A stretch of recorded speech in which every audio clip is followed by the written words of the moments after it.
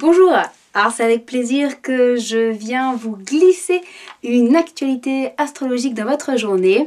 Alors toujours la même idée, en astrologie il y a toujours beaucoup de mouvements planétaires, il se passe beaucoup de choses.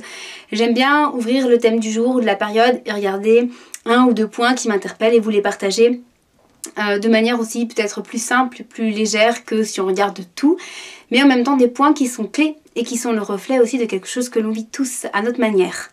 Donc bien sûr, dans le thème individuel, on peut avoir plus de précision sur où ça se joue pour la personne, mais là on va le regarder de manière générique. Alors depuis quelques temps, il y a deux choses qui sont d'ailleurs un peu liées, qui nous travaillent. On a Neptune qui est au carré avec donc Jupiter et Cérès qui sont côte à côte. Alors Neptune c'est plutôt la planète du spirituel, c'est plutôt la planète de la reliance, de la connexion, de l'intuition, de nos antennes. On pourrait dire aussi la planète de notre âme, la planète de notre inconscient, la planète qui nous parle de quelque chose qui est profond, qui est énergétique, donc de notre fondamental, de notre essence. Et là, elle se joue au carré avec Jupiter et Cérès en Sagittaire qui viennent plutôt nous parler de... Jupiter, c'est comment on prend notre place dans le monde. Et là, il est avec Cérès, donc c'est comment on fait nos choix. Donc il y a quelque chose qui nous travaille sur les choix qu'on fait pour prendre notre place dans le monde, que ce soit notre place professionnelle, mais peut-être aussi sociale au sens large.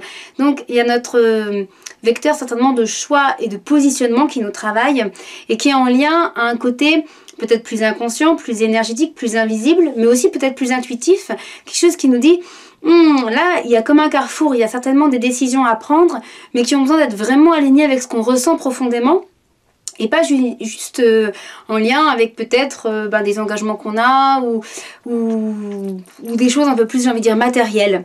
Donc je dis pas qu'il faut pas d'équilibre, évidemment il faut toujours un équilibre, mais c'est peut-être un moment donné où on est chacun à notre manière dans un carrefour peut-être par rapport à des décisions qu'on a à prendre et des décisions qui ont besoin de laisser la place aussi à notre intuition, à notre ressenti. Sans dire d'être dans un extrême ou dans l'autre. Si on est trop aussi dans l'intuition et qu'on est déconnecté d'une forme de cohérence, c'est pas bon. Et puis ça peut aussi amener énormément de flou, de confusion.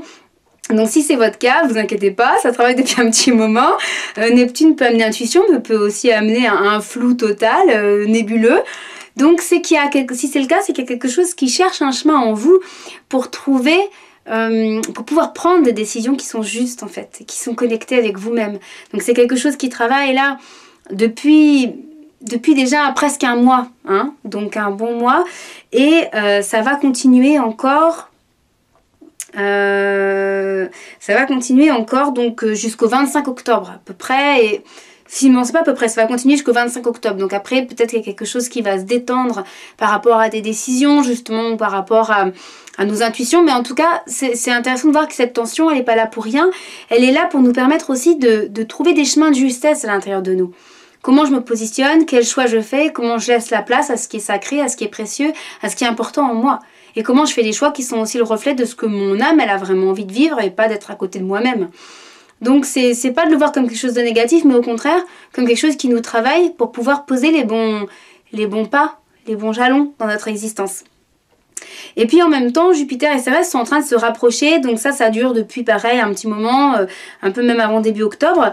Et du 22 octobre au 31, ils seront parfaitement conjoints, donc ce sera le pic. Donc c'est quelque chose qui travaille, mais qui peut être un pic là sur cette plutôt milieu du mois d'octobre, et qui peut amplifier le besoin de faire des choix. Voilà. Et de faire des choix peut-être en lien à des grandes aspirations qu'on a, des grands projets, mais aussi, comme je l'ai dit, des projets qui peuvent être en lien à notre intuition, notre âme, notre ressenti. Donc il y a un double travail, c'est quel choix je fais, et comment je laisse la place aux choix que j'ai vraiment envie de faire, mais qui ont besoin d'être aussi connectés à une part plus subtile et plus profonde en moi. Voilà, donc c'est ça un petit peu ça qui travaille avec un pic donc du 22 au 31 qui va certainement amplifier peut-être la notion de se positionner et de faire des choix. Et des choix qui peuvent aussi ouvrir nos projets, nos horizons, nos perspectives. Jupiter et Cérès sont quand même en Sagittaire, c'est aussi une énergie d'envergure, de réalisation.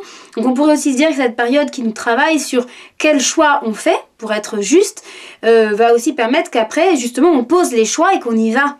Et qu'on prend vraiment les décisions et qu'on ose l'envergure, mais en gardant ce fil de connexion à notre intériorité pour faire des choix qui sont justes en fait, et qui sont quand même en alignement avec notre fréquence, notre intuition et notre ressenti.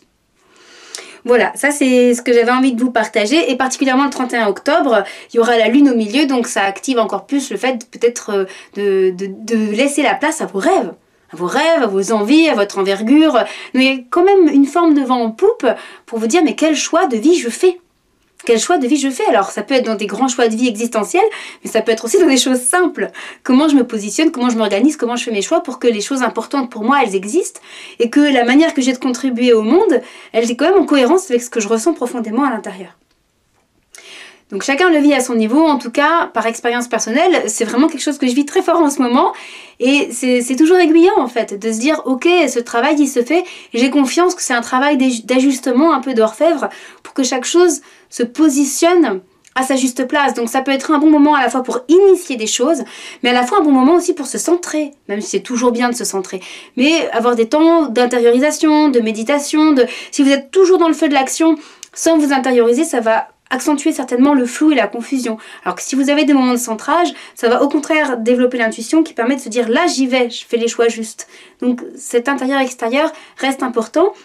On est sur du poisson sagittaire qui sont quand même des signes qui parlent vraiment aussi, j'ai envie de dire, d'idéal, de sens, de quête. Donc aussi pouvoir vous positionner et faire des choix qui répondent à vraiment un appel intérieur réel.